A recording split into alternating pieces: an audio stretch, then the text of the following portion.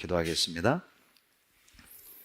사랑이 많으신 좋으신 우리 아버지 하나님, 감사와 찬양과 영광을 우리 아버지 하나님께 돌립니다.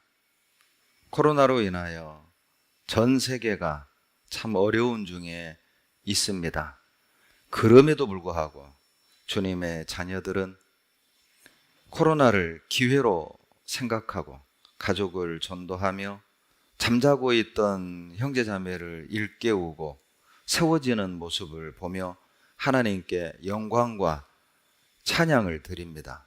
코로나 또한 하나님의 역사를 막을 수 없고 또 하나님께서는 고난을 통해서 선을 이루시는 하나님이심을 감사드립니다. 우리 형제자매님들 어려운 때 위축되지 않고 어두워지지 않고 마음이 무거워지지 않고 이 또한 하나님께서 선으로 갚아주실 것을 믿고 어두운 세상에 빛이 되게 하시고 썩어져가는 세상에 소금이 되게 도와주시며 오히려 어려운 때 그리스도의 향기를 나타내는 저희들이 되도록 도와주시옵소서. 그리하여 주님을 배움는 그날 찬양과 영광을 주님께 돌리며 감사와 찬양을 하나님께 드릴 수 있는 저희들이 되도록 도와주시옵소서. 이 시간 전국의 주님의 자녀들이 영상으로 말씀을 나누게 됩니다. 안타깝지만 주님께서 역사하셔서 듣는 우리 형제자매님들 마음 위로해 주시고 붙잡아 주시고 한 사람도 낙오되는 사람 없도록 도와주시옵소서. 영상으로 듣는 말씀을 통해서도 성령께서 역사해 주시고 듣는 우리들의 마음을 감동 변화시켜 주시고 죄로부터 구별되게 도와주시옵소서. 절망하고 상처받고 낙심된 주님의 자녀들 어루만져 주시고 치료해 주시고 연약한 무릎 붙들어 일으켜 세워주시옵소서. 전 세계에서 복음을 위해 수고하시는 선교사님들과 그 가정에도 은혜로 더해 주시고 고난 중에 있는 많은 주님의 자녀들 하나님이 보호하시고 동행하시는 임마누엘 하나님을 느끼며 깨달아 오히려 승리하는 주님의 자녀들 되도록 축복해 주시옵소서. 교회가 계획하고 있는 많은 일들이 오직 주님의 영광을 나타내는 데 있게 하시고 특별히 평택교회당 건축도 하나님 도와주셔서 모든 일정과 과정들이 은혜롭게 덕을 세우며 하나님께 영광이 되게 도와주시옵소서. 그리하여 내년 9월 이전 입주해서 새로운 교회당에서 교제하며 힘껏 복음을 전할 수 있는 은혜를 우리에게 허락해 주시기를 간절히 바라고 원합니다. 이 시간 오직 주님의 뜻, 영광만 나타나길 원하며 우리를 사랑하시는 예수님 이름으로 감사하며 기도드렸습니다. 아멘. 고린도전서 1장 17절을 찾겠습니다. 고린도전서 1장 17절 다 같이 읽겠습니다.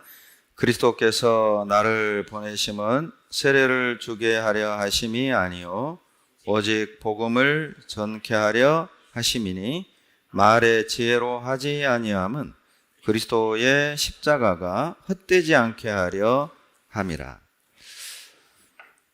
고린도 이 교회 안에 상당히 많은 문제가 있었습니다. 그 중에 하나가 이 세례 때문에 4개의 파로 나뉘어져 있었어요. 그래서 12절에 보면 나는 아볼로에게, 나는 바울에게, 나는 게바에게, 나는 그리스도에게 속한 자라, 이런 인간 중심으로 이렇게 파당이 갈라져 있었던 겁니다. 자, 그것을 본 바울은 이 세례가 그리스도를 가리고 또 분쟁을 키우는 원인이 된 것처럼 자기가 전도를 할 때 어떤 철학적이며 화려한 자기의 그 언변을 사용하게 되면 주님의 십자가가 헛되게 될까봐 우려가 돼서 실은 그런 자기 어떤 지적 철학적인 어떤 수사를, 그런 변론수를 사용하지 않았음을 17절에서 말하는 겁니다. 그래서 17절 보시면 그리스도께서 나를 보내심은 세례를 주게 하려 하심이 아니요. 이 세례 때문에 파당이 갈라졌던 거거든요. 그러니까 세례 때문에 여러 가지 문제가 있었다는 것이죠. 그래서 그 세례 때문에 복음이 장애가 되고 또 십자가가 가리워지는 걸 봤기 때문에 내 말의 지혜로 나의 화려한 어떤 철학적이고 수사학적인 그런 언변에 십자가가 가리워질까 봐, 주님이 가리워질까 봐 사용하지 않았다. 왜요? 십자가를 헛되지 않게 하려고. 실제 사도행전 17장에 보시면 아덴에서 복음을 전할 때 많은 철학자들과 토론을 하죠. 그래서 철학적인 그런 논쟁을 벌였지만 결과적으로 큰 효과는 없었어요. 그리고 고린도 사도행전 18장에 고린도로 이동을 해서 전도를 하는 모습이 나오는데, 고린도전서 2장 2절에 그 경험 때문에, 아덴에서의 경험 때문에 십자가에 못 박히신 것 외에는 아무것도 알지 아니하기를 내가 원하노라. 그 말 안에는 내가 오직 십자가 외에는 내가 전하지 않겠다. 어떤 인간적인 방법, 어떤 인간적인 수단으로 내가 복음을 전하지 않겠다. 딱 결심을 하는 장면이 고린도전서 2장 2절에 나오게 됩니다. 고린도전서 1장 11절에 보시면, 자, 고린도 교회 안에 있었던 문제가 무엇이었냐면 11절에 내 형제들아 근로의 집 편으로서 너희에게 대한 말이 내게 들리니 곧 너희 가운데 분쟁이 있다는 것이라. 분쟁이 있었던 겁니다. 갈등과 다툼이 있었던 거죠. 무엇 때문입니까? 12절이죠. 이는 다름 아니라 너희가 각각 이르되 나는 바울에게, 나는 아볼로에게, 나는 게바에게, 나는 그리스도에게 속한 자라 하는 것이라. 네 개의 파당이, 당파가 있었다는 뜻이죠. 그리고 이 네 개의 당파에 속했던 사람들은 서로 배타적이었다는 걸 알 수 있어요. 분쟁했다고 돼 있잖아요. 큰 말싸움이 있었고, 모르긴 몰라도 뭐 서로 인사도 안 하고 말도 안 섞고 교제도 안 하고 봉사도 안 하고 혹 이러진 않았을까? 그걸 이제 책망을 하는 것이죠. 그런데 제일 먼저 지적하는 그 당파가 바울파였어요. 바울파. 바울이 자기 이름의 파, 자기 이름을 내건 바울파를 책망하는 것이죠. 왜냐? 자기 이름이니까. 여러분, 우리가 아는 바대로 이 고린도 교회는 바울이 전도해서 세워진 교회예요. 아마 그러니까 고린도 교회 안에 바울파가 있지 않았을까? 나는 바울이 전해준 말씀으로 구원받았다? 나는 바울한테 세례받았다? 지금 이런 내용이에요. 이 파가 형성된 것들이. 그리고 또 고린도전서 9장에 보면은 바울의 사도성을 의심하는 사람들이 있었어요. 아마 게바파, 아볼로파, 그리고 그리스도파에 속한 형제자매들이 바울은 사도도 아니야, 아마 이런 식으로 공격했던 것 같고, 그래서 그것을 방어하고 바울의 사도권을 변호하기 위해서 아마 바울파가 생기지 않았을까 생각해 볼 수 있는 상황입니다. 그리고 아볼로파는 뭘까요? 여러분, 사도행전 18장에 보면 아볼로는요, 학문과 그리고 구약 성경에 아주 능통한 사람이었다고 나와요. 단 세례, 요한의 세례만 알 뿐 복음을 깨닫지 못한 상태였죠. 여하튼 아볼로는 상당히 박식한 사람이었고 똑똑한 사람이었고 언변이 능한 사람이었다는 걸 알 수 있어요. 브리스길라와 아굴라가 데려가서 복음을 전하고 구원을 받고 난 뒤 아볼로는 고린도에서 사역을 합니다. 그러니 이제 아볼로파가 생긴 것이죠. 아마 그래서 아볼로파에 속한 사람들은 상당히 이성적이고 철학적인 그런 내용을 좋아하는 사람들이었을 것이다. 재밌죠? 이런 분석이.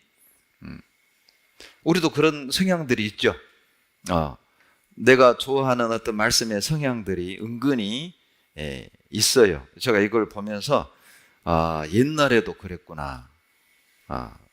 옛날에도 참 그 사람들의 성향은 비슷한 것 같습니다. 근데 다행히 우리는 그런 판은 없잖아요. 그런데 이제 이 고린도 교회 안에서는 그런 어떤 성향, 철학적인 내용을 좋아하고 지적인 걸 좋아하는 무리들, 바울이 우리 교회에 세웠다, 초창기 멤버파, 그런 것들, 아볼로가 정말 성경 박식하다, 이런. 그리고 이제 게바파도 있는 거예요. 게바파는 뭐겠어요? 게바가 베드로잖아요. 베드로는 수제자다. 사도 중에 수제자다. 사도하면 베드로지. 그래서 이제 아마 이 베드로파는 좀 율법적인 신앙의 형태를 가졌을 것이다. 그렇게들 생각을 합니다. 그리고 이제 네 번째, 그리스도에게 속한 자. 그리스도파가 있었어요. 이런 말을 들으면 우리는 다 예수파 아닌가? 그게 아니고 여기에서 말하는 그리스도에게 속한 자, 그리스도파는 바울도 싫고 아볼로도 싫고 베드로도 싫다. 그들이 모인 거예요. 그러니까 나머지 세 개파에 대하여 그냥 반대하는 그런 모임이라고 보시면 돼요. 여러분은 무슨 파예요? 없어야 됩니다. 우리는 어떤 파도 없어야 하죠. 이게 고린도 교회의 문제였어요. 왜 이런 문제가 생겼을까? 왜 이런 분쟁의 원인들은 무엇이었는가?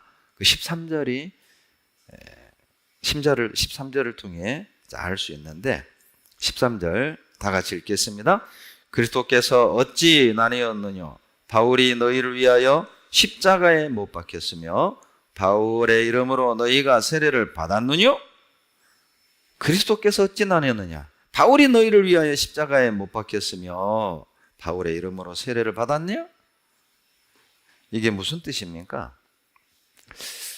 이 각 당파에서 이렇게 네 개의 파가 이렇게 생기는 이유가 뭐냐면, 아마 분명 고린도 교회 안에 새신자가 들어오면요, 그 파에서 서로 세례를 주려고 했던 것 같아요.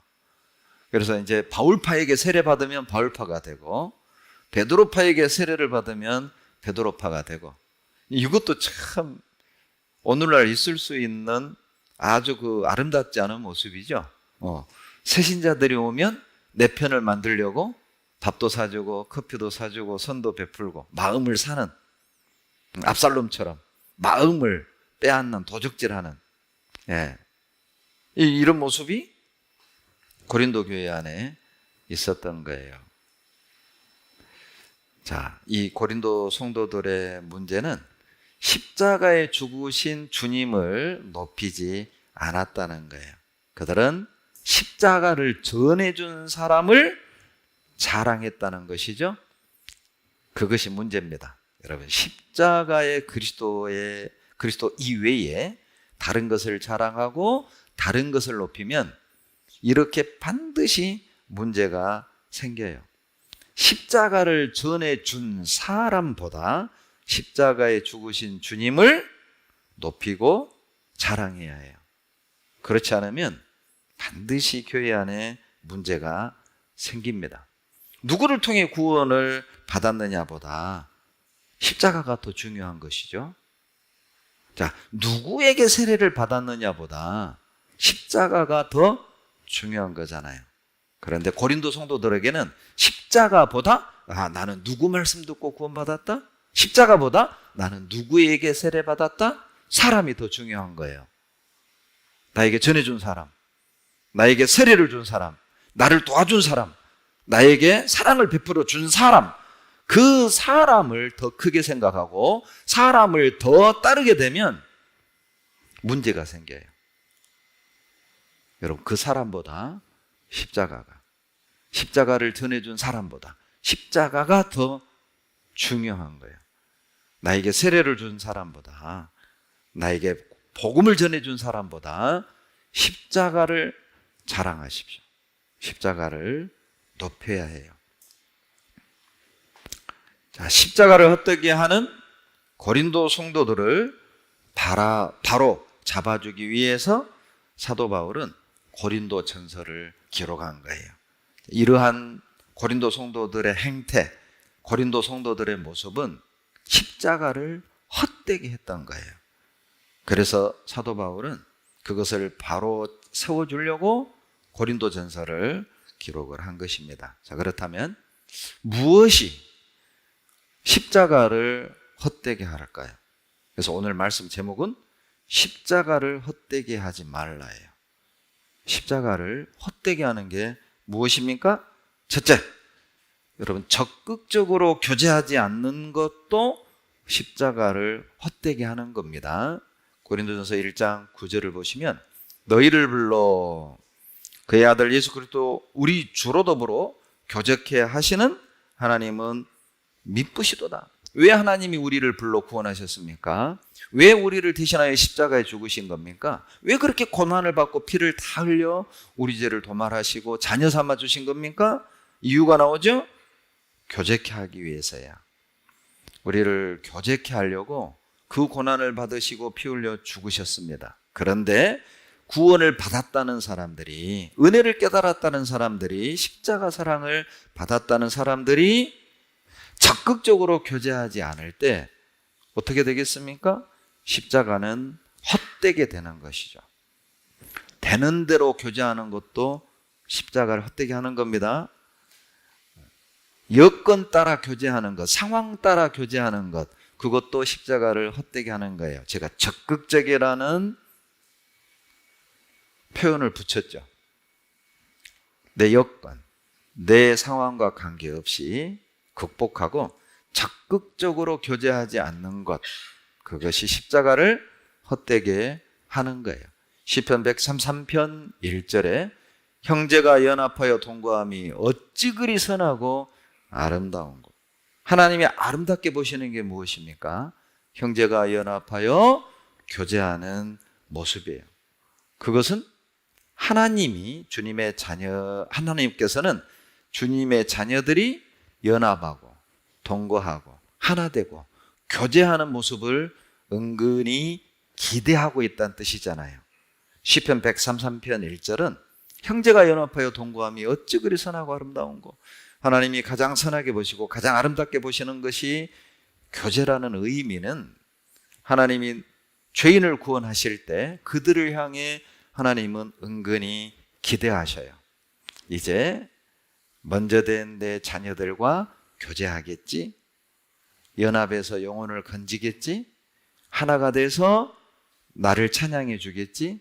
나의 일을 해 주겠지? 주님은 은근히 기대하시는 거예요. 그런데 그 기대를 깨버리고 적극적으로 교제하지 않는 것은 십자가를 헛되게 하는 것입니다. 또 하나, 십자가를 헛되게 하는 것이 있는데, 교회가 하나 되지 못하고 형제가 하나 되지 못하고 분쟁하는 것, 십자가를 헛되게 하는 것이죠. 10절은 다 같이 읽겠습니다. 형제들아, 내가 우리 주 예수 그리스도의 이름으로 너희를 권하노니 다 같은 말을 하고 너희 가운데 분쟁이 없이 같은 마음과 같은 뜻으로 온전히 합하라. 왜 온전히 합하라? 같은 마음, 같은 뜻, 같은 말을 해라. 왜 이렇게 당부하는 겁니까? 같은 말을 안 하는 거예요. 서로 각기 다른 말을 하고 마음은 갈라져 있고 뜻은 완전히 다르고 하나가 안 된 거죠. 그러니 당부하는 거예요. 제발 마음 같이 해라. 뜻을 같이 해라. 같은 말을 하고 온전히 합하라. 그렇지 않으면 주님의 십자가는 헛되게 되는 거란다. 고린도전서 1장이 우리에게 주는 교훈이에요. 우리가 마음을 같이 하지 못하고 나누인다면 십자가를 헛되게 하는 거예요. 형제들끼리 갈등을 하고 온전히 합하지 못한다면, 감정 싸움이 있다면 십자가를 헛되게 하는 거라니까요. 서로 사랑하지 못하고 서로 용서하지 못하고 서로 받아주지 못한다면 십자가를 헛되게 하는 거예요. 고린도전서 6장을 한번 찾겠습니다. 고린도전서 6장 6절로 8절.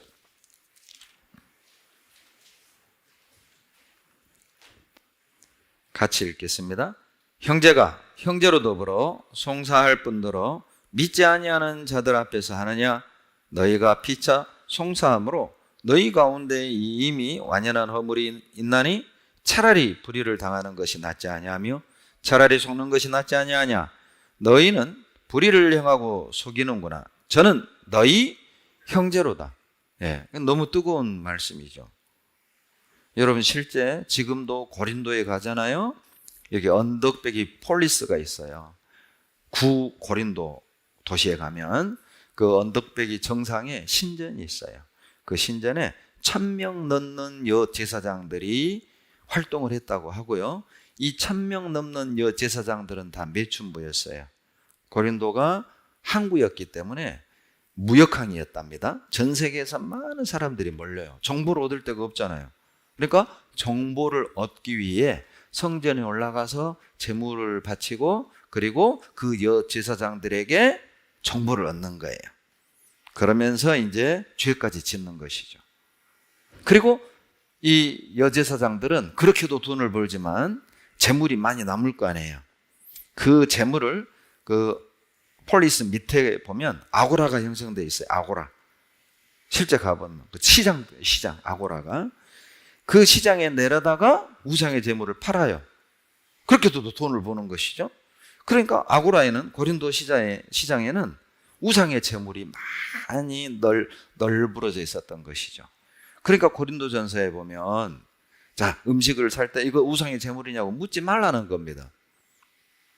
왜? 음식 자체가 사람을 깨끗하게 하고 더럽게 하지 못한다. 그런데 파는 자가 이거 우상의 재물이요 말을 하면 약한 자를 위해서 그거 먹지 마라. 그 먹고 안 먹고는 중요하지 않지만은 약한 자의 신앙이 자빠질까 봐, 문제가 될까 봐. 이게 이제 신앙생활의 원리예요. 율법에 매이는 게 아니라 사랑의 법에 매이는 것이고, 뭔가 먹고 안 먹고가 중요한 게 아니라 하나님의 뜻과 목적, 덕을 세우는 게 중요하다는 것이죠. 형제자매들의 신앙을 세우는 게 중요하다는 거예요. 사랑으로 행하라는 것이죠. 자, 그런데 그 폴리스와 아고라 딱 가운데 뭐가 있느냐? 베마라는 게 있어요. 베마. 이런 강대상 높이 정도의, 강대상 한 2개를 합한 사이즈의 단이 있어요. 이 정도 높이에. 이 사람이 이제 억울한 게 있잖아요. 그러면 누구든지 그 베마라는 터 위에 딱 올라가서 소리를 질러요. 사람들, 내 말 좀 들어보시오. 눈 뜨고 들어보시오. 그러면 이제 시장터에 사람들이 우르르 몰려와요. 무슨 얘기지? 그리고 이제 거기에서 세상에 6절, 형제가 형제를 송사하는 거예요. 아, 우리 교회에 배영제 있는데 이 배영제는 맨날 얻어먹기만 하고 밥 한 번 안 산다고. 이런 식으로 소송을 하는 거예요. 그 얘기를 바울이 들으니 이거 얼마나 참 답답하겠어요. 십자가를 헛되게 하는 거잖아요. 그런 얘기를 듣고 누가 예수 믿고 싶겠냐는 거예요. 누가 그 교회를 가보고 싶겠냐는 거예요. 그들이 믿는 진리를 누가 듣고 싶겠냐는 거예요. 너희가 형제가 형제로 더불어 송사할 뿐더러 믿지 아니하는 자들 앞에서 하느냐? 구원 받은 남편 앞에서 봉사하다가 어떤 자매하고 싸운 얘기, 구원 안 받은 가족 앞에서 구역장에 이렇고, 그런 상황도 적용시킬 수 있잖아요. 믿지 않는 자들 앞에서 절대 그런 얘기 하시면 안 돼요. 뿐만 아니라 형제끼리, 그리스도인들끼리 갈등과 분쟁과 다툼이 있으면 안 됩니다. 그래서 8절, 7절에 차라리 너가 불의를 당하는 것이 낫지 않느냐? 차라리 속는 것이 낫지 않느냐? 여러분, 그리스도인은 누가 옳고 누가 틀리고를 따지는 게 중요한 게 아니에요. 시시비비를 가리는 게 중요한 게 아니에요. 덕이 되는가? 이것이 덕이 되는가? 이것이 하나님께 영광이 되는가? 이것이 복음을 전하는데 유익이 되는가? 이것이 복음을 전하는데 장애가 되지 않는가? 그게 우리의 기준이 돼야 돼요. 기준. 그런데 감정 때문에 형제가 나한테 그럴 수 있어? 자매가 나한테 그럴 수 있어? 내가 어떻게 했는데? 이제 이게 쏙 들어오면 이제 말씀은 딱 사라져요. 서운한 것만 남고 문제만 남고 구역장이 돼가지고 임원이 돼가지고 일꾼이 돼가지고 저 정도밖에 안 돼? 이런 인간의 논리에 함정에 푹 빠져요. 못 나와요. 못 나와. 그리고 자기만 아프고 자기만 힘들고 자기만 괴롭고 속는 거죠. 사단에게. 그래서 고린도서 2장 10절로 11절에 내가 만일 용서한 것이 있으면 용서한 그것은 너희를 위하여 그리스도 앞에서 한 것이니 내가 너희를 용서한 그것은 우리로 사단에게 속지 않게 하려 함이라. 우리가 사단의 괴계를 알지 못하는 바가 아니로다. 고린도후서 2장 11절 말씀이죠. 속지 말라는 겁니다. 왜 우리가 용서해야 됩니까? 마귀에게 속지 않기 위해서야. 왜 우리가 하나가 돼야 됩니까? 마귀에게 속지 않기 위해서라니까요. 성도 간의 갈등, 성도 간의 분쟁, 성도 간의 다툼은 십자가를 헛되게 할 뿐만 아니라 복음의 장애가 될 뿐만 아니라 마귀에게 속는 거예요. 마귀에게 이용당하는 거라고. 혹 여러분 마음 가운데 아직도 풀지 못한 어떤 갈등, 서운한 것, 문제 있다면 말씀에서 내려놓으세요. 십자가 앞에 내려놓으세요. 그분하고 풀어서 풀려지는 게 아니라 십자가 밑에서 해결 받으셔야 돼요. 말씀 앞에 굴복하셔야 됩니다. 자, 7절에 참 멋진 표현이 있죠. 7절, 차라리. 두 번 나오죠? 차라리. 이게 무슨 뜻입니까? 더 중요한 것을 지키기 위해 너가 손해보라는 거예요. 더 중요한 것을 잃어버리기 전에 차라리 너가 속상하고 말라는 겁니다.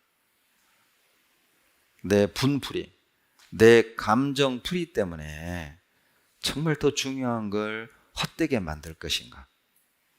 더 중요한 걸 놓칠 것인가? 생각해 보세요. 무엇이 중요합니까? 십자가입니까? 내 자존심입니까? 복음입니까? 내 감정입니까? 교회입니까? 아니면 내 기분입니까? 무엇이 우리에게 중요합니까? 차라리 불의를 당하는 게 낫지 않느냐? 차라리 속는 것이 낫지 않겠냐?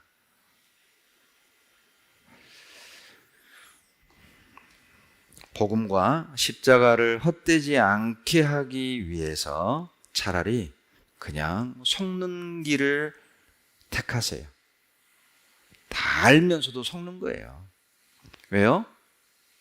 십자가가 복음이 헛되지 않게 하려고.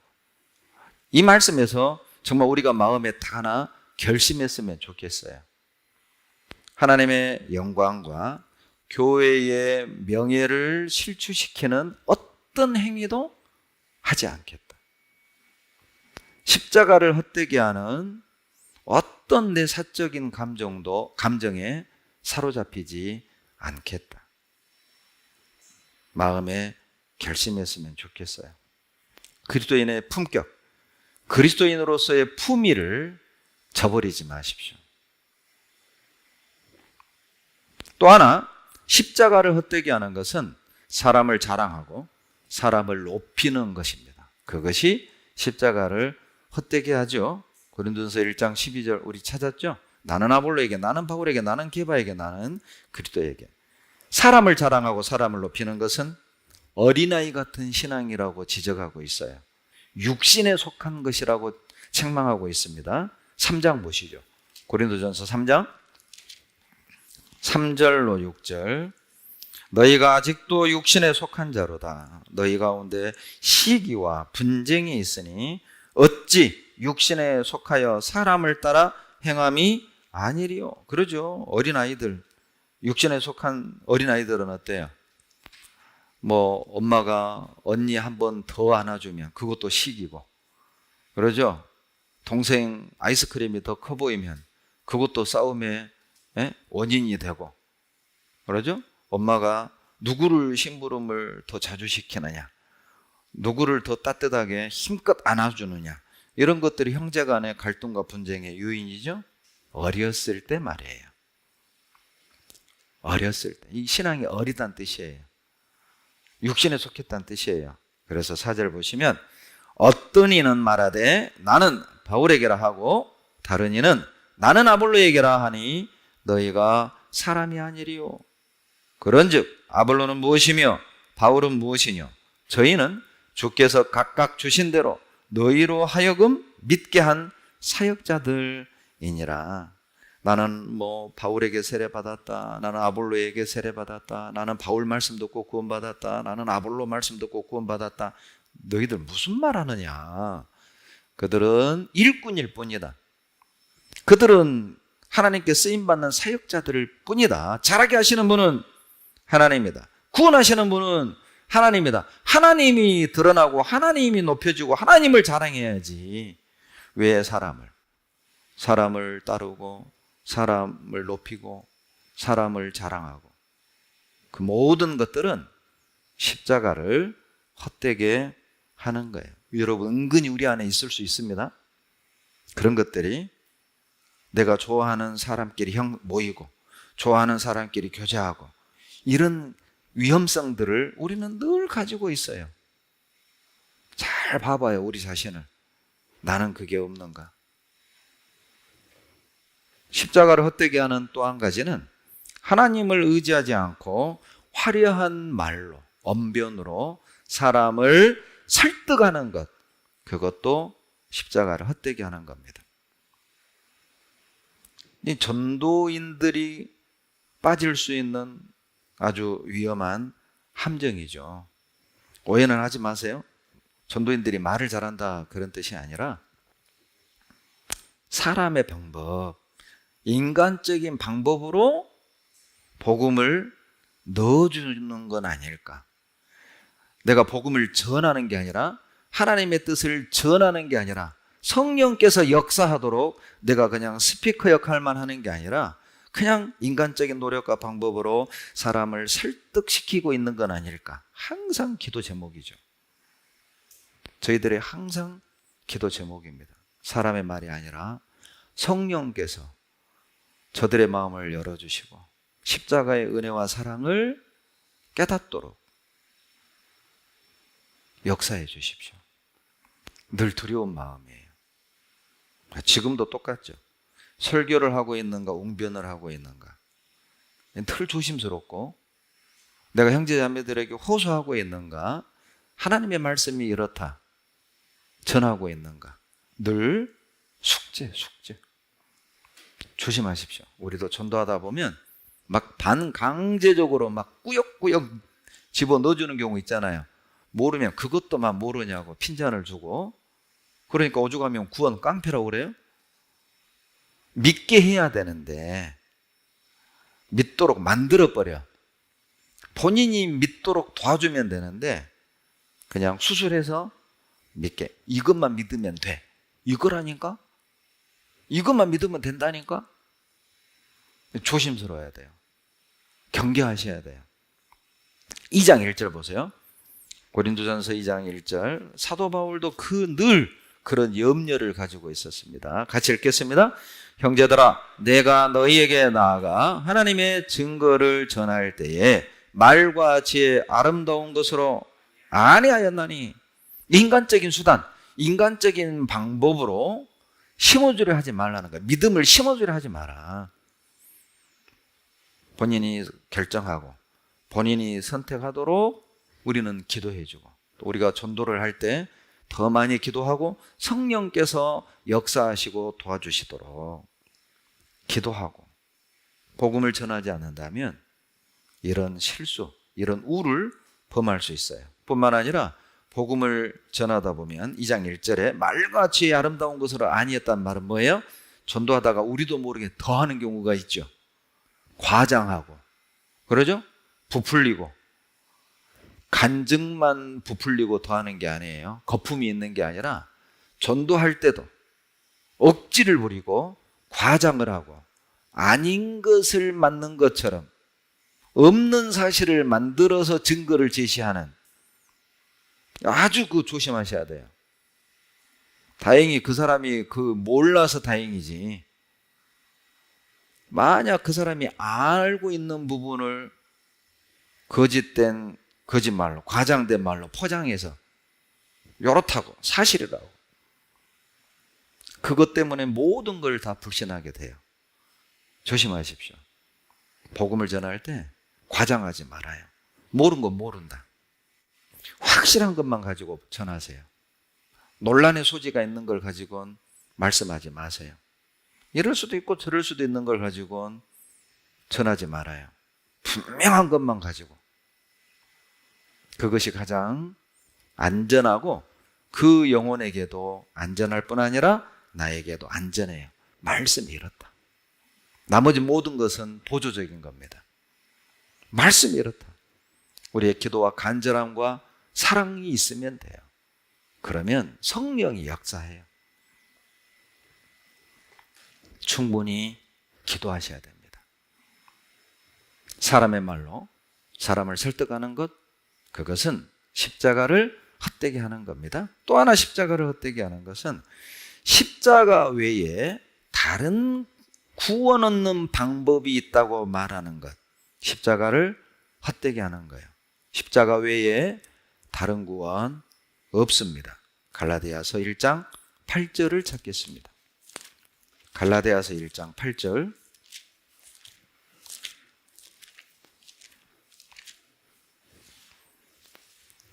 신약 302페이지 8절 같이 읽습니다. 그러나 우리나 혹 하늘로부터 온 천사라도 우리가 너희에게 전한 복음 외에 다른 복음을 전하면 저주를 받을지어다.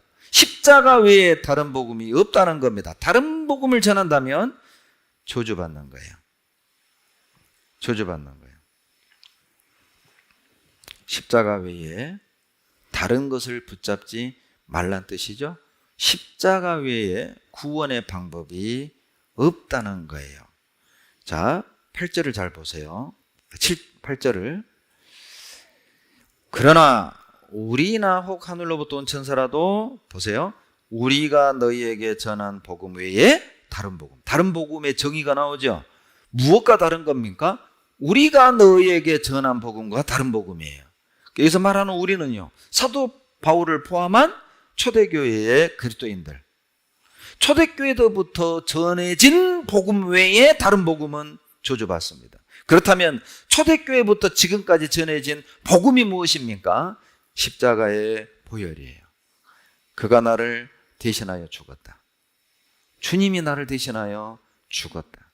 십자가 외에 다른 복음을 전한다면 여러분 저주받습니다. 사도들이 전한 복음이 무엇이죠? 초대교회 그리스도인들이 전한 복음이 무엇입니까? 십자가예요. 요한계시록이 아니에요. 비유가 아니에요. 유월절 안식일이 아니에요. 어머니 하나님이 아니에요. 초대교회부터 전해진 복음, 우리에게 전해진 복음은 십자가입니다. 그것 이외에 다른 복음을 전한다면 저주 받는 거예요. 십자가 외에 다른 복음이 없습니다. 7절 다 같이 읽습니다. 다른 복음은 없나니 다만 어떤 사람들이 너희를 요란케 하여 그리스도의 복음을 변하려 함이라. 자, 7절에 다른 복음의 또 하나의 정의가 나오죠. 무엇과 다른 겁니까? 그리스도의 복음과 다른 거예요. 네, 다른 복음이 뭔지 아시겠죠? 사도시대 때부터 전한 복음과 다른 복음, 그리스도께서 이루신 복음과 다른 복음 저주받습니다. 7절 다른 복음은 없기 때문에. 다른 복음이 없는데 다른 복음을 전하면 저주받죠. 그리스도의 복음 외에 다른 복음이 없는데 있다고 하면 저주받는 거예요. 십자가의 복음 외에 다른 복음 없는데 전하면 저주받는 거죠. 초대교회 때부터 사도시대 때부터 전한 복음 이외에 다른 복음이 없는데 다른 복음을 전한다면 그건 저주받는 것이죠. 그리스도의 복음 말고 다른 복음은 없습니다. 자, 그런데 많은 이단들은 다른 복음을 전하고 있죠. 왜요? 그리스도의 복음을 변질시키는 거예요. 변질이 무슨 뜻인지 아시겠죠? 그리스도의 복음에다가 뭔가를 하나 더하는 거예요. 이게 변질이에요. 변질. 그래서 7절 끝에 그리스도의 복음을 변하려 함이라고 되어 있잖아요. 그러니까 그리스도를 믿는 것처럼 합니다. 십자가의 피로 구원받는 것처럼 말하지만 결국 뭔가 다른 것 하나를 더 깨달을 때 완전하게 구원받는 것. 이게 이단이죠. 이거 변질시킨 거잖아요. 십자가를 변질시킨 거죠. 그리스도의 복음을 변질시킨 겁니다. 자, 여러분이 교회 아닌 다른 어떤 곳에서 사무실이든 가정이든 교회당이 아닌 어떤 학원이든 카페든 어떤 곳에서 여러분이 지금 성경을 배우고 있다면 멈추십시오. 다른 복음일 가능성이 높습니다. 그리고 그들이 전하는 메시지가 아무리 그럴듯하고 여러분이 모르는 성경 구절들을 들이대고 비유가 어떻고 씨가 어떻고 나무가 어떻고 새가 어떻고 처음 듣는 말을 하고 참 그 사람이 성경 박사처럼 여겨져도 그리스도의 복음 외에 십자가 복음 외에 초대교회 시대 복음 이외에 다른 복음을 말한다면 그건 저주받을 겁니다. 경계하십시오. 바울은 결심했죠. 빌립보서 3장 8절에 또한 모든 것을 해로 여기면 내가 주 그리스도 예수를 아는 지식이 가장 고상함을 인합니다. 바울은 성경 박사였잖아요. 율법 학자였습니다. 자, 그런데 내가 전에 알던 모든 건 다 해로 배설물로 여긴다. 왜요? 그리스도를 아는 지식, 십자가를 아는 지식이 가장 고상하기 때문에, 고상하다는 쉬운 번역은 가치 있기 때문에, 중요하기 때문에 가장 중요한 것이 십자가라는 거예요. 가장 가치 있는 것이 십자가라는 것이죠. 그래서 이외의 모든 다른 지식들은 다 해로 여긴 거예요. 안식일, 유월절, 비유 다 해로 여긴 거예요. 쓸데없는 것이다. 왜? 십자가만이 가장 가치 있고 가장 중요한 것이기 때문에. 여러분, 그 외의 것들은 중요한 것이 아니에요. 아무리 언변이 좋고 성경을 달달달 외워도 십자가 외에는 중요한 게 없어요. 그리스도 보혈 이외에는 우리를 구원할 수 있는 것은 없습니다. 예수님의 십자가보다 더 가치 있는 것은 없어요. 십자가보다 더 중요한 것은 없습니다. 십자가보다 더 큰 은혜는 없어요. 고린도전서 1장 돌아가 봅니다. 고린도전서 1장 23절. 고린도전서 1장 23절입니다. 같이 읽겠습니다. 우리는 십자가에 못 박힌 그리스도를 전하니 유대인에게는 거리끼는 것이요 이방에게는 미련한 것이로다. 그래서 바울은 십자가에 못 박힌 그리스도만 전했어요. 왜요? 십자가만이 가치 있고 십자가가 가장 중요하고 십자가의 은혜가 가장 큰 은혜였으니까 십자가에 못 박힌 그리스도 이외에는 어떤 것도 배척하십시오. 십자가만이 복음입니다. 십자가만이 구원의 길이에요. 십자가를 통해서만 천국에 들어갈 수 있어요. 또 한 가지, 십자가를 헛되게 하는 것은 율법과 선한 행위로 구원을 받을 수 있다고 말한다면 십자가를 헛되게 하는 겁니다. 갈라디아서 2장. 자, 고린도서 1장 실겨 놓으시고요. 갈라디아서 2장 21절 304페이지. 신약 304페이지. 갈라디아서 2장 21절입니다. 내가 하나님의 은혜를 패하지 아니하노니 같이 읽습니다. 만일 의롭게 되는 것이 율법으로 말미암으면 그리스도께서 헛되이 죽으셨느니라. 자, 십자가를 헛되게 하는 게 무엇이죠? 주님의 죽음을 헛되게 하는 게 무엇입니까? 율법의 행위로 의롭게 될 수 있다. 율법 지켜서 구원받을 수 있다. 율법을 지켜야만 구원받을 수 있다.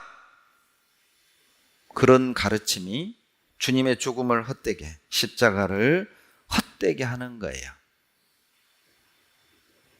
16절, 갈라디아서 2장 16절. 사람이 의롭게 되는 것은 율법의 행위에서 난 것이 아니요 오직 예수 그리스도를 믿음으로 말미암은 줄 아는 거로 우리도 그리스도 예수를 믿나니 이는 우리가 율법의 행위에서 아니고 그리스도를 믿음으로 의롭다함을 얻으려 함이라.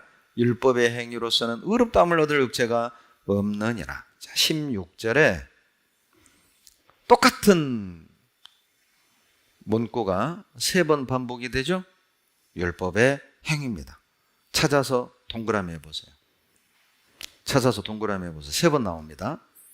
율법의 행위에서 난 것이 아니다. 율법의 행위에서 아니고 율법의 행위로서 의롭다함을 얻을 육체가 없느니라. 3번이나 강조해요. 왜요? 너무나 많은 사람들이 율법의 행위에 매여 있는 겁니다. 너무나 많은 사람들이 십자가의 은혜를 믿는 것이 아니라 인간의 노력, 인간의 선행, 그 대가로 구원을 얻으려는 거예요. 인간적인 가르침이죠. 세상적인 가르침이에요. 여러분, 인간적인 걸 믿지 마시고 성경적인 걸 믿으셔야 돼요. 인간적인 걸 가까이 하지 말고 성경적인 걸 가까이 하셔야 됩니다. 그래서 갈라디아서 3장 10절로 11절에 율법의 행위에 속한 자들은 저주 아래 있다고 그랬잖아요. 10절에 3장 10절 율법 행위 동그라미 해보세요. 계속 율법 행위를 강조하고 있죠. 저주받는다는 겁니다. 11절은 다 같이 읽겠습니다. 3장 11절입니다. 또 하나님 앞에서 아무나 율법으로 말미암아 의롭게 되지 못할 것이 분명하니 이는 의인이 믿음으로 살리라 하였음이니라. 며칠 전 어떤 할머니 한 분을 상담을 했습니다. 오랜 기간 동안 어떤 다른 교회를 다니셨던 분이에요. 근데 그 교회에서 그렇게 율법과 선행을 강조했던 거예요. 우리 교회 와서 복음을 듣고 참 말씀 잘 가르친다. 이렇게 믿어야 돼. 복음의 내용도 정확히 얘기하는데 천국 갈 자신은 없어요. 그러면서 죄를 짓고 잘못 살면 회개 못하면 구원이 이루어지는 것처럼 그 교단의 교리가 그렇습니다. 섞여 있는 거예요.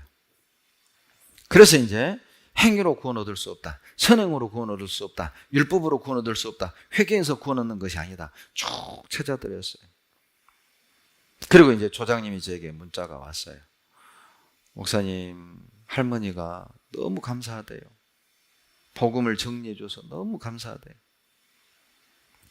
정말 많은 사람들이 율법의 행위와 십자가를 섞어놨어요. 이걸 갈라디안주의라고 그래요. 갈라디안주의.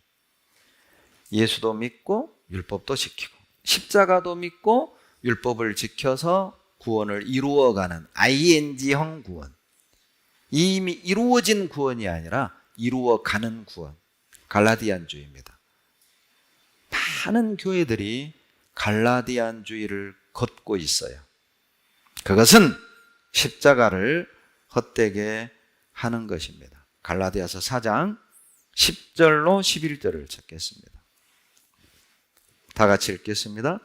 너희가 날과 달과 절기와 해를 삼가 지키니 내가 너희를 위하여 수고하는 것이 헛될까 두려워하노라. 어떤 교단은 안식일을 지켜야 구원받는다. 어떤 교단은 6월절을 지켜야 구원을 받는다. 이렇게 믿는 사람들도 있습니다. 그것은 십자가를 헛되게 하는 거예요. 너희가 날과 달과 절기와 해를 삼가지키니 나의 수고한 것이 헛될까 하노라. 십자가를 헛되게 하고 예수님의 죽음을 헛되게 하는 거예요. 모든 날과 달과 절기는 바로 예수님의 그림자입니다. 이스라엘에게 주었던 그 절기도 주님이 초림하셔서 십자가에 죽으시고 부활하시고 승천하시고 재림하실 때까지 절기를 통해 보여주셨잖아요. 안식일도 예수 그리스도를 만나야만 진정한 안식이 이루어질 것을 말하는 겁니다. 수고하고 무거운 짐진 자들아 다 내게로 오라. 내가 너희를 쉬게 하는 게 뭐예요? 그것이 안식이죠. 안식일을 지켜라. 너희들은 예수가 필요한 죄인이야. 그런 뜻이에요. 다른 것으로 너희들 안식할 수 없단다. 예수님을 만나야만 십자가 아래에서만 진정한 안식이 있단다. 그것을 말하는 거예요.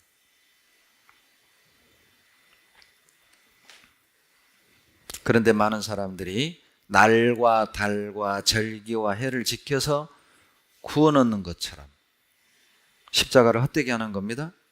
주님의 죽음을 헛되게 하는 것이죠. 갈라디아서 6장 14절을 보시죠. 6장 14절. 자, 바울의 결심을 보시죠. 다 같이 읽겠습니다. 그러나 내게는 우리 주 예수 그리스도의 십자가 외에 결코 자랑할 것이 없으니 그리스도로 말미암아 세상이 나를 대하여 십자가에 못 박히고 내가 또한 세상을 대하여 그러하니라. 십자가 외에는 자랑할 것이 없어요. 여러분 6월절 자랑하지 마세요. 십자가 외에는 자랑할 것이 없어요. 안식일 자랑하지 마세요. 십자가 외에 자랑할 것이 없습니다. 비유를 자랑하지 말고 계시록을 자랑하지 말고 이긴 자를 자랑하지 말고 어머니 하나님을 자랑하지 말아요. 우리가 자랑해야 될 것은 십자가입니다. 십자가의 그리스도 이외에는 자랑할 게 없다니까요. 십자가 이외에 다른 것을 자랑한다면 그들을 멀리 하십시오. 이단에 속한 자일 가능성이 높습니다. 가끔 라디오나 기독교 채널을 보면 정말 설교 잘하는 분들 참 많습니다. 정말 말씀 잘해요. 제가 더라도 참 군더더기 없이 정말 말 잘한다. 쓰는 단어들도 품위가 있고 참말 잘한다. 자, 그런데 아무리 그럴듯한 설교를 한다 해도 십자가의 주님이 그 설교의 주인공이 아니라면 중요한 것에서 벗어난 거예요. 그냥 말만 잘할 뿐이에요. 듣기 좋은 말을 따라가지 마십시오. 십자가를 따라가십시오. 여러분 마음을 감동시키는 그런 웅변을 따라가지 말아요. 십자가를 따라가세요. 십자가 외에 다른 것을 자랑한다면 다 거짓입니다. 자랑한다는 게 뭘까요? 이런 것일 겁니다. 제가 이번에도 그 전도를 상담을 하는데 말씀을 찾아줘도 그분이 이렇게 얘기하는 거예요. 말씀은 그렇지만 우리 목사님은 그렇게 말씀 안 했어요. 답답하죠. 그 목사를 자랑하는 거잖아요. 목사를 따르는 거잖아요. 목사를 높이는 거잖아요. 그게 자랑하는 거예요. 말씀을 믿는 게 아니라 어디 채널에서 본 거.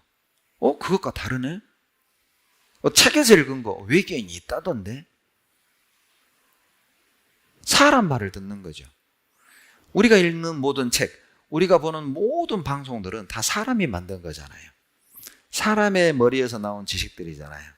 하나님이 이렇다 하면 그런 거거든요. 그런데 내가 본 채널, TV, 우리는 은근히 TV는 답이야. 교과서는 답이야. 내가 봤던 TV, 내가 봤던 교과서 책과 성경이 다르면 은근히 교과서를 붙듭니다. 은근히 TV를 붙듭니다. 성경 이상하네. 성경 좀 틀리네. 이게 뭐예요? 십자가 외에 다른 걸 자랑하는 거예요. 자, 내 안에 그런 경향이 없는지, 그런 기질이 없는지 돌아보시고 경계하셔야 됩니다. 또 하나, 십자가를 헛되게 하는 게 있는데, 부활이 없다고 말한다면, 죽음으로 끝이라고 말한다면 십자가를 헛되게 하는 거예요. 고린도전서 15장을 찾겠습니다. 고린도전서 15장 13절로 14절입니다.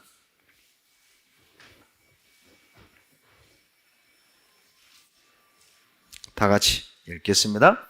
만일 죽은 자의 부활이 없으면 그리스도도 다시 살지 못하셨으리라. 그 그리스도께서 만일 다시 살지 못하셨으면 우리의 전파하는 것도 헛것이요 또 너희의 믿음도 헛것이며, 무엇이 십자가를 헛되게 합니까? 무엇이 그리스도의 죽음을 헛되게 합니까? 무엇이 우리의 믿음을 헛되게 합니까? 부활이 없다, 죽음으로 끝이다, 그것이 모든 걸 헛되게 만드는 거예요. 여러분, 그것은 속이는 거짓말입니다. 15장 32절로 33절. 내가 범인처럼, 이 범인이란 말은 죄인이란 뜻이 아니에요. 보통 사람이란 뜻입니다. 범인처럼 에베소에서 맹수로 더불어 싸웠으면 내게 무슨 유익이 있느냐? 죽은 자가 다시 살지 못할 것이면, 다 같이 읽어볼까요? 내일 죽을 터이니 먹고 마시자 하리라. 속지 말라. 악한 동무들은 선한 행실을 더럽히나니. 여러분, 부활이 없다고 하잖아요. 죽음이 없다는 사람, 죽음으로 끝이라고 믿는 사람들의 삶을 보세요. 먹고 마시고 즐기자. 왜? 오늘 죽으면 끝인데. 쾌락주의, 향락주의, 황금 만능주의로 흘러요. 오늘날 세상을 보십시오. 어떤 길로 가고 있습니까? 죽음이 끝이라면, 부활이 없다면 우리가 가장 어리석은 자고 우리가 가장 불쌍한 사람. 그런데 주님은 말씀하십니다. 33절, 속지 마라. 악한 동무들은 선한 행실을 더럽히나니. 부활을 믿는 사람은 선한 행실을 가지고 살 수밖에 없습니다. 부활을 믿지 않는다면 선한 행실에서 멀어지고 죄에 물들 수밖에 없다는 거예요. 죽음으로 끝이니까. 잘 먹고 잘 마시고 잘 살고 즐기는 게 전부 아니겠습니까? 정직하게 살아야 될 이유가 뭐예요? 죽음으로 끝이라면 가난한 사람을 도와야 되는 이유는 무엇입니까? 죽음으로 끝이라면 여러분, 우리가 왜 평등해야 됩니까? 왜 약자를 도와야 됩니까? 왜 그렇게 세상 사람들은 정의와 평등을 부르짖는 것이죠? 이 세상에 정의가 있습니까? 이 세상에 평등이 가능하단 말입니까? 죽음으로 끝이라면 그냥 개념이에요. 정의는 개념일 뿐이에요. 평등은 개념일 뿐이라고요. 죽음 너머에 영원한 세상이 있고 창조자 하나님이 계시며 부활이 있기 때문에 정의는 실제 있는 진리고 평등은 실제 가능한 단어라는 거예요. 천국에서. 주님 앞에서만 가능한 겁니다. 주님이 없는 정의는 불가능합니다. 하나님이 없는 평등은 불가능한 거예요. 십자가 없는 정의는 불가능하고 십자가 없는 평등은 불가능해요. 십자가가 있기 때문에 정의가 있고 평등이 가능한 거예요. 인간들은 법으로 정의를 세울 수 있다고 믿고 인간들은 법으로 평등해질 수 있다고 착각을 하는 거예요. 얼마나 많은 법을 만들었습니까? 법이 없어서 사회가 이 지경이 된 겁니까?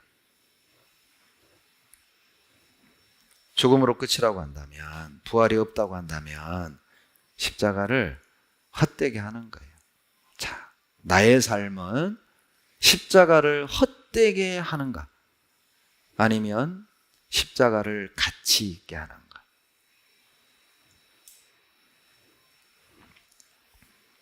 만약 세상 지혜로 인간들의 노력과 방법으로 이 땅의 문제, 인간의 문제를 해결할 수 있다고 말한다면 그것 또한 십자가를 헛되게 하는 것입니다. 고린도전서 1장 19절로 돌아가 보시죠. 고린도전서 1장 19절로 21절 기록된 바 내가 지혜 있는 자들의 지혜를 멸하고 총명 있는 자들의 총명을 피하리라 하였으니, 여러분 지혜 있는 자들이 지혜를 피한다는 말이 뭐예요? 18절에서 십자가를 미련하게 생각하는 자들의 지혜를 미련하게 한다, 그런 뜻이에요. 18절에서 십자가를 미련한 것이라고 생각하는 자들이 있다고 그랬죠. 그런 자들의 지혜를 멸하고 총명을 피해버려요. 세상 사람들은 어때요? 진짜 똑똑한 척하죠. 똑똑한 척 주님을 공격하고 복음을 공격하고 성경을 공격하고 교회를 공격합니다. 하나님을 공격해요. 정말 똑똑한 척, 참 말도 잘하죠. 그러나 주님이 그들의 총명, 그들의 지혜를 피해버려요. 20절 지혜 있는 자가 어디 있느뇨? 선비가 어디 있느뇨? 이 세대의 변사가 어디 있느뇨? 하나님께서 이 세상의 지혜를 미련케 하신 것이 아니에요. 세상에서 아무리 지혜롭고 아무리 똑똑한 유명한 학자고 아무리 말을 잘하는 변호사일지라도 십자가 앞에서는 다 미련한 거예요. 왜? 그들의 지혜, 그들의 학문, 그들의 언변이 한 영혼도 지옥에서 못 구하잖아요. 죄인 한 사람을 변화시키지 못하잖아요. 여러분, 대한민국 법무부에서 죄인을 개종시킵니까? 교도소 안에 들어가서 사람들이 정말 교화되고 개종이 돼서 나옵니까? 우리는 압니다. 교도소 들어가서 더 많은 죄를 짓는 법을 배워요. 사기꾼은 더 사기를 잘 치는 법을 배우고 도둑놈들은 도둑질을 더 잘하는 법을, 테크닉을 연마해서 나온다니까요. 교도소에서.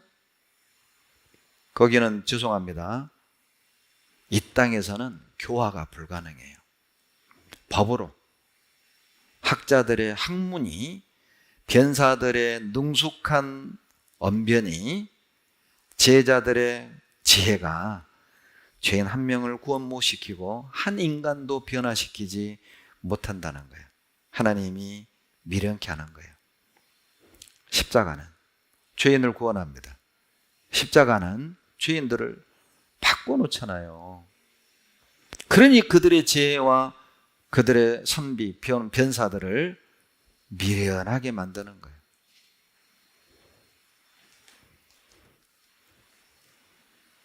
세상 지혜는 인생의 문제를 해결할 수 없습니다. 세상 철학은 인생의 문제를 해결하는 데는 헛것입니다. 이 세상의 학문들은 한 사람도 구원할 수 없습니다. 사람 듣기에 멋지고 사람 듣기에 훌륭한 좋은 말은 많지만 한 영혼도 지옥에서 건져내지 못한다는 거예요. 하나님이 그들을 미련하게 하셔요. 고린도전서 3장 19절로 20절입니다. 고린도전서 3장 19절로 20절 같이 읽죠.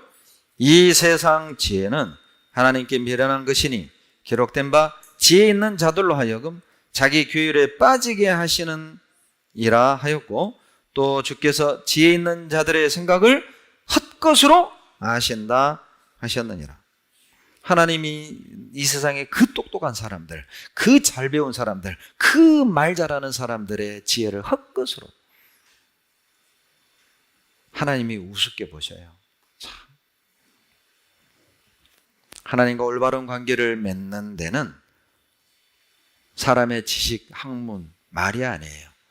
죄인과 하나님과 올바른 관계를 맺게 하는 것은 오직 십자가뿐이에요. 그러니 그들은 지금 미련한 짓을 하는 겁니다. 과학을 통해서 인생의 문제를 해결할 수 있다. 우리 인간들이 이 땅에 정의와 평화를 만들어낼 수 있다. 평등한 세상을 만들 수 있다. 또 하나의 바벨탑을 쌓는 겁니다. 미련한 짓을 하고 있는 거예요. 십자가를 만나면 되는데, 십자가 아래 오면 되는데, 세상 어떤 지식, 어떤 방법도 그건 헛것입니다. 미련한 것이죠. 십자가를 가볍게 여긴다면 그것도 미련한 짓이에요. 십자가를 나와 관계없는 것으로 여긴다면 그것도 미련한 것입니다. 십자가 외에 다른 방법으로 하나님께 나아갈 수 있다고 말한다면 그것도 미련한 짓이에요. 그리스도가 없는 지식, 그리스도가 없는 어떤 노력과 열심, 행위는 다 헛것입니다. 헛것이에요. 그리스도의 눈에는 십자가 외에 세상 것들은 하찮게 보여요. 주님의 자녀들의 눈에는 십자가 위에 이 세상 모든 것들은 다 하찮은 것들이라니까요. 헛것들이라니까요. 이 세상 지혜가 구원 얻는데 헛것이기 때문에 자, 하나님이 어떻게 구원하십니까? 전도에 미련한 것으로 구원하잖아요. 재밌는 표현이죠. 1장 21절 보세요. 1장 21절 하나님의 지혜에 있어서는 이 세상이 자기 지혜로 하나님을 알지 못하는 거로 하나님께서 전도에 미련한 것으로 믿는 자들을 구원하시기를 기뻐하셨도다. 하나님은 사람들이 미련한 것으로 여기는 전도의 방법으로 그들을 구원하시기를 기뻐하셨다. 그 뜻입니다. 사람들은 우리가 전도할 때 미련하게 생각하잖아요. 우리 전도하는 방법을 보고 미련하게 생각하는 사람들도 여러분 꽤 만납니다. 그런데 하나님은 그들이 미련하게 여기는 전도라는 방법으로 그들을 구원하셔요. 왜요? 세상 지혜로 구원 얻을 수 없거든요. 세상 지혜로 하나님을 알지 못하니까 자칭 지혜롭다고 여기는 세상 사람들이 미련하게 보는 전도라는 방법으로 그 지혜 있는 자들을 구원하는 거예요. 역설적 표현이죠. 지혜 있다고 생각하는 자들이 미련하게 보는 그 전도라는 미련한 방법으로 나름 똑똑한 지혜 있는 자들을 구원하셔요. 세상 사람들의 지혜보다 하나님의 미련한 것이 훨씬 지혜롭다. 세상의 지혜보다 하나님의 약한 것이 훨씬 더 강하다. 참 유머러스한 표현이죠. 왜 하나님은 사람들이 미련스럽게 여기는 전도라는 방법으로 사람을 구원하십니까? 세상 지혜로는 알 길이 없어요. 그러니 전해줘야죠. 이것이 우리가 전도해야 되는 절대적인 이유예요. 그들 스스로 알 길이 없습니다.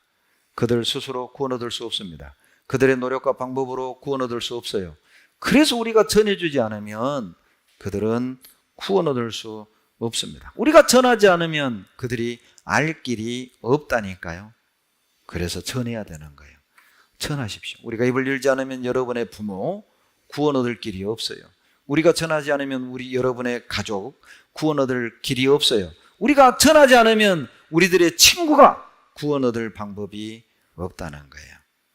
그래서 하루라도 빨리 입을 열어야 되고 자주 입을 열어야 돼요. 배척을 해도 입을 열어야 돼요. 왜냐하면 그들이 몰라서 그런 거니까. 몰라서 그런 거니까. 또 전하고 또 전하고 또 전하고. 전도는 죄인을 구원하시는 하나님의 정하신 방법입니다. 그래서 우리가 전도해야 돼요. 전도가 미련하게 보일지 몰라도 좀 답답하게 느껴질지 몰라도 바로 그것이 하나님의 방법이에요. 미련한 방법으로 전도하십시오. 답답하지만 전도해야만 그들이 구원 얻습니다. 그 방법 외에 없습니다. 유대인은 십자가를 거리끼는 것으로 생각을 했죠. 이방인들, 헬라인들은 미련한 것으로 여겼습니다. 23절을 보시죠. 1장 23절에 같이 읽겠습니다. 우리는 십자가에 못 박힌 그리스도를 전하니 유대인에게는 거리끼는 것이요 이방인에게는 미련한 것이로되. 놀랍죠? 죄인을 구원하는 유일한 방법인데, 죄인이 천국으로 들어가는 유일한 길인데 그 길을, 십자가를 거리끼는 것으로, 미련한 것으로 왜 왜 도대체 이런 엄청난 실수를 범하는 걸까요? 왜 사람들이 이런 엄청난 잘못된 오해를 하는 걸까요? 이유가 있어요. 그들의 문화, 그들의 관습, 그들의 삶의 방식 때문에 그래요. 유대인들은 신명기 21장 23절에 나무에 달린 자마다 저주받은 자라는 율법 때문에 자기들이 기다리던 구원자 메시아가 십자가에 죽었다? 이건 뭐예요? 거리끼는 거죠. 그들의 믿는 바로, 그들의 전통에서는 나무에 달리는 건 저주라니까요. 그런데 우리들의 메시아가 나무에 달렸다? 저주받았다? 받아들일 수 없지요. 그러니까 거리끼는 거예요. 잘못된 교리, 잘못된 풍습, 잘못된 문화가 십자가에 대한 오해를 만들어내는 겁니다.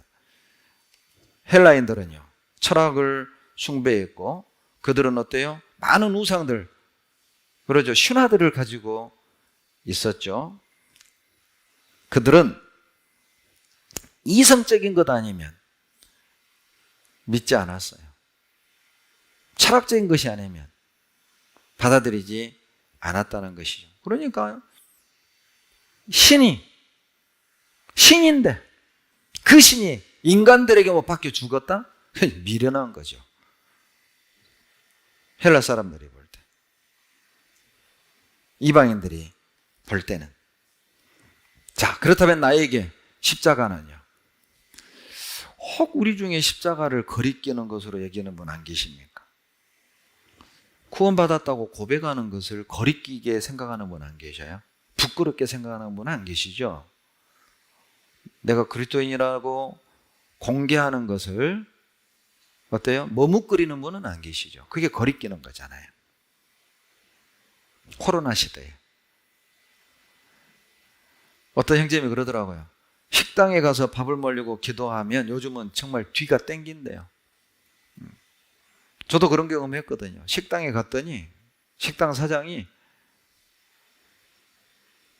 왜 양복 입고 왔니? 여러분 혹시 식당 사장이 그런 말 들어본 적 있으세요? 왜 양복 입고 왔어요? 왜 정장 입고 왔어요? 황당하잖아요. 그러니까 옆에 계시던 형제님이 자랑스럽게 우리 교회 목사님이라고.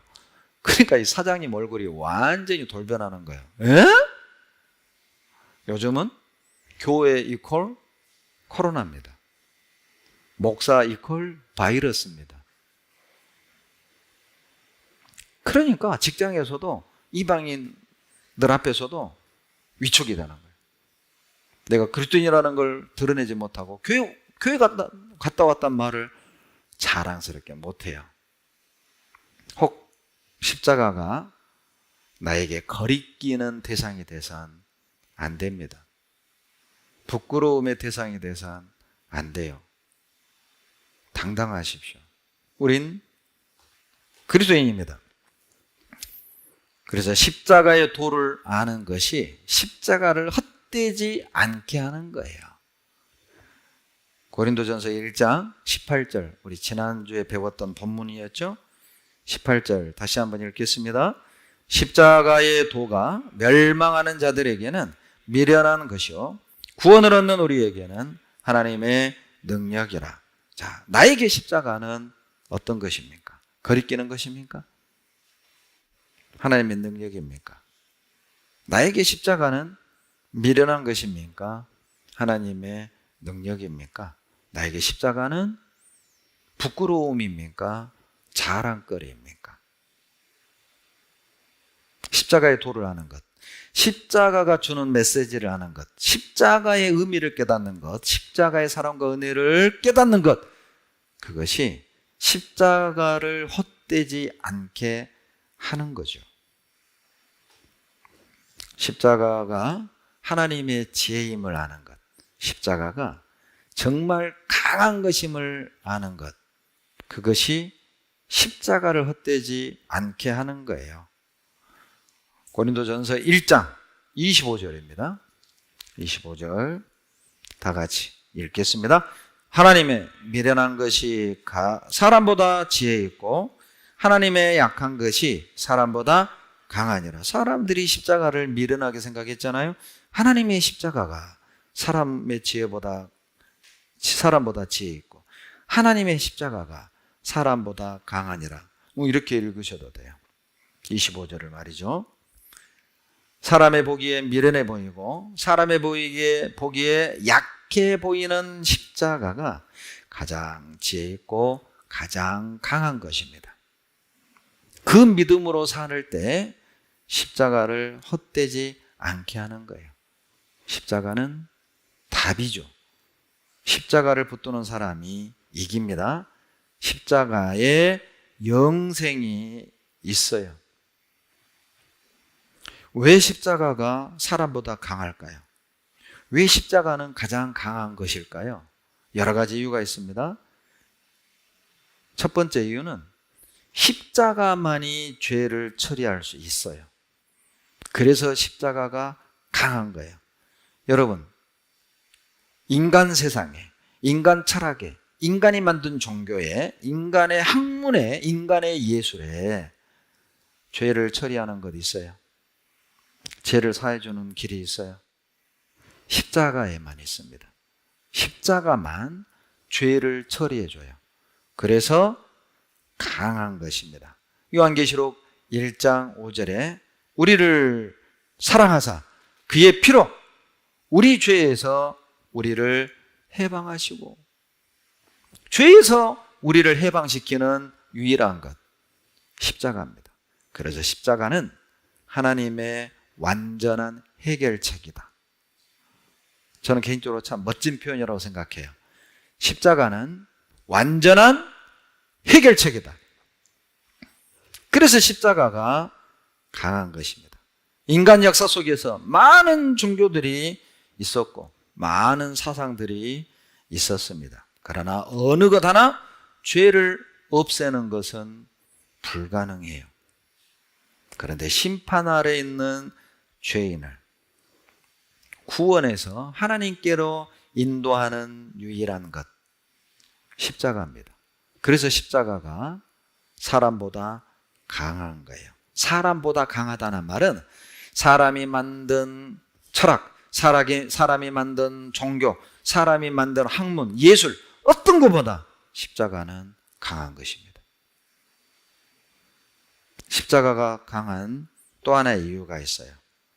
십자가만이 죄를 억제할 수 있어요. 죄를 짓지 않도록 통제할 수 있어요. 그래서 십자가가 강한 것입니다. 로마서 6장 6절이죠. 찾겠습니다. 고린도전서 앞에 있습니다. 로마서 6장 6절. 6절 같이 읽겠습니다. 우리가 알거니와 우리 옛사람이 예수와 함께 십자가에 못 박힌 것은 죄의 몸이 멸하여 다시는 우리가 죄에게 종노릇하지 아니하려 함이니라. 죄에게 종노릇하지 않는다. 그 말은 뭐예요? 죄에게 끌려가지 않는다. 죄의 유혹에 자빠지지 않는다. 죄의 유혹에 넘어지지 않는다. 무엇이? 십자가가. 십자가는 죄의 유혹을 이기게 합니다. 십자가는 죄의 시험을 이기게 합니다. 십자가는 죄의 종노릇에서 해방시켜요. 십자가는 죄에게 끌려가지 않게 하는 힘이 있어요. 그래서 십자가가 강한 것이죠. 또 하나의 이유입니다. 십자가만이 환난과 역경을 이기게 해요. 그래서 십자가가 강한 것입니다. 그래서 십자가만 자랑해야 되는 거예요. 골로새서 2장 14절로 15절입니다. 골로새서 2장 14절로 15절.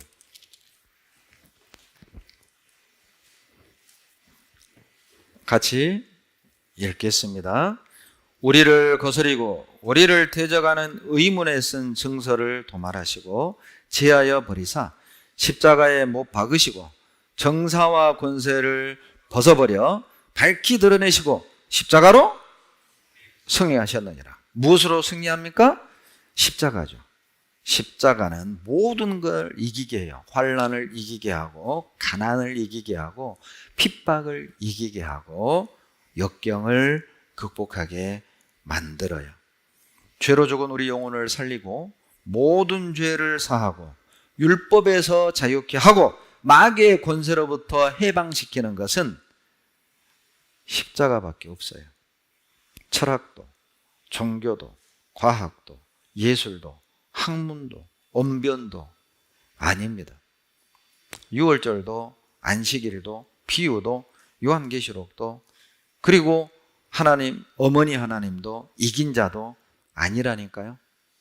그 모든 것들로부터 해방시키고 그 모든 것들을 이기게, 승리하게 하는 유일한 것은 십자가예요. 미움, 시기, 질투, 다툼, 유혹을 이기게 하는 것은 십자가입니다. 욕심, 분노, 절망, 염려, 두려움을 이기게 하는 것도 십자가밖에 없어요. 그렇다면 우리 마음에 십자가를 품었다면 승리의 키를 쥐고 있는 거라고. 십자가를 품고 있다면 우리는 승리의 키를 이미 쥐고 있는 거예요. 실패하지 마세요. 승리의 키를 쥐고도 실패하고 자빠진다면 가장 어리석은 사람이죠. 어떤 고난도, 어떤 환난도 이기게 하는 것은 십자가입니다. 히브리서 11장. 히브리서 11장입니다.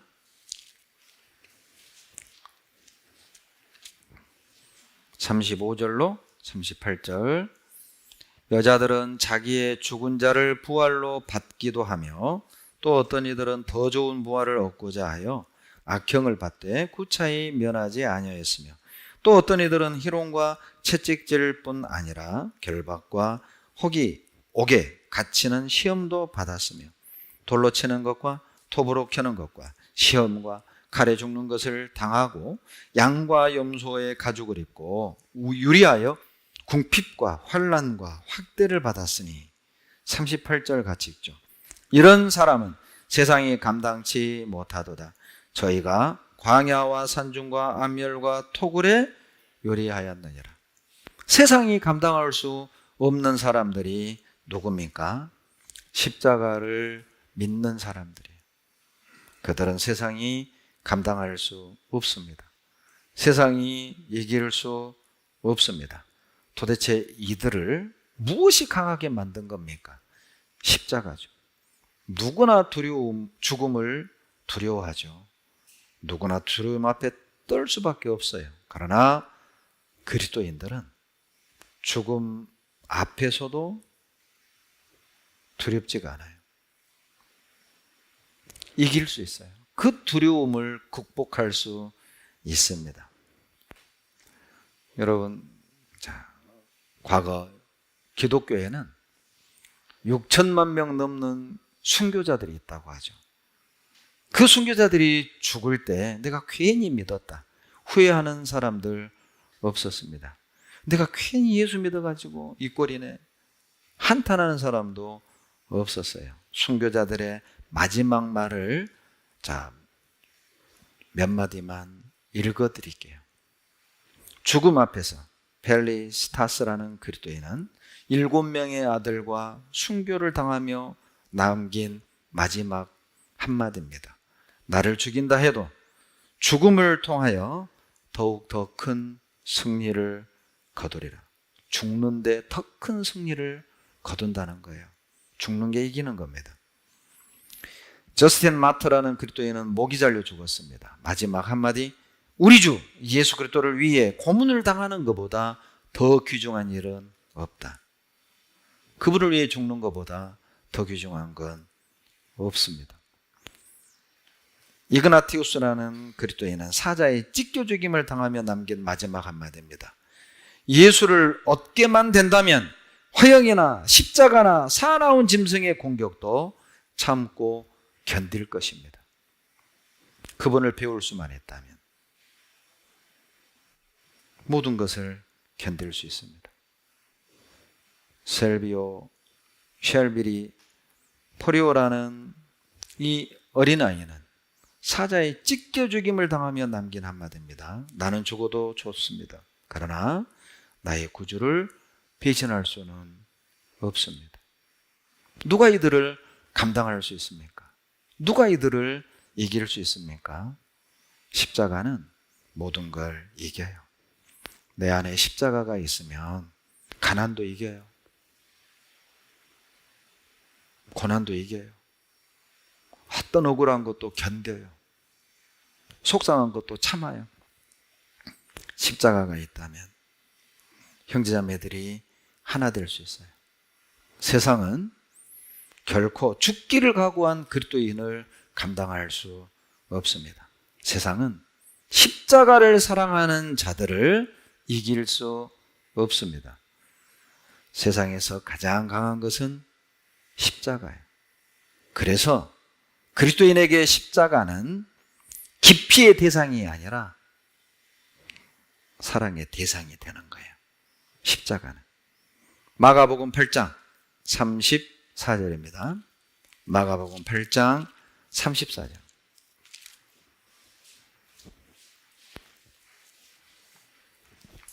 마가복음 8장 34절. 다 같이 읽겠습니다. 무리와 제자들을 불러 이르시되 아무든지 나를 따라오려거든 자기를 부인하고 자기 십자가를 지고 나를 좇을지니라. 십자가를 지고,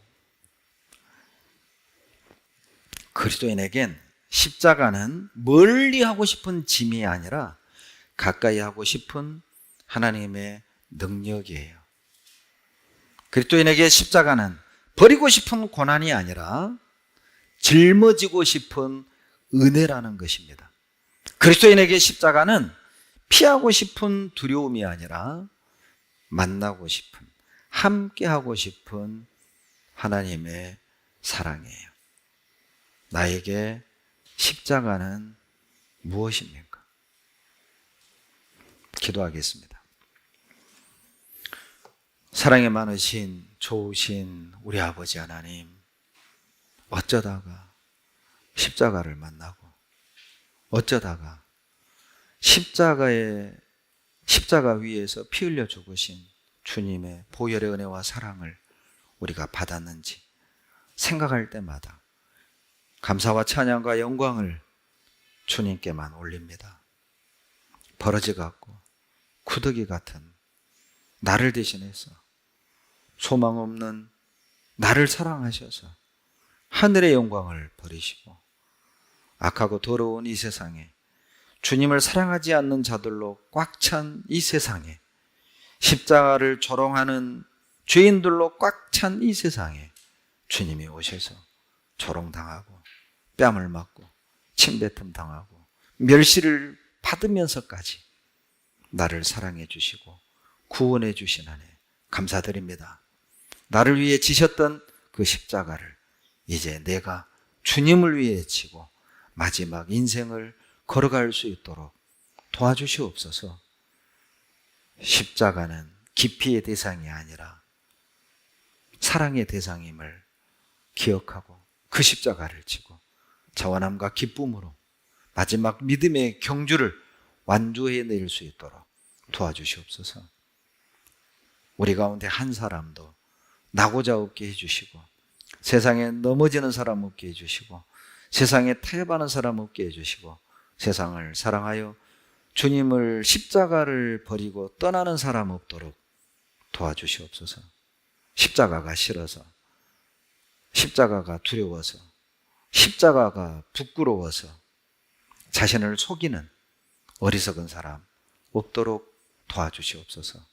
십자가는 하나님의 능력이며 십자가는 하나님의 은혜이며 십자가는 우리에게 영생임을 알고 자랑하며 높이는 저희들이 되도록 도와주시옵소서.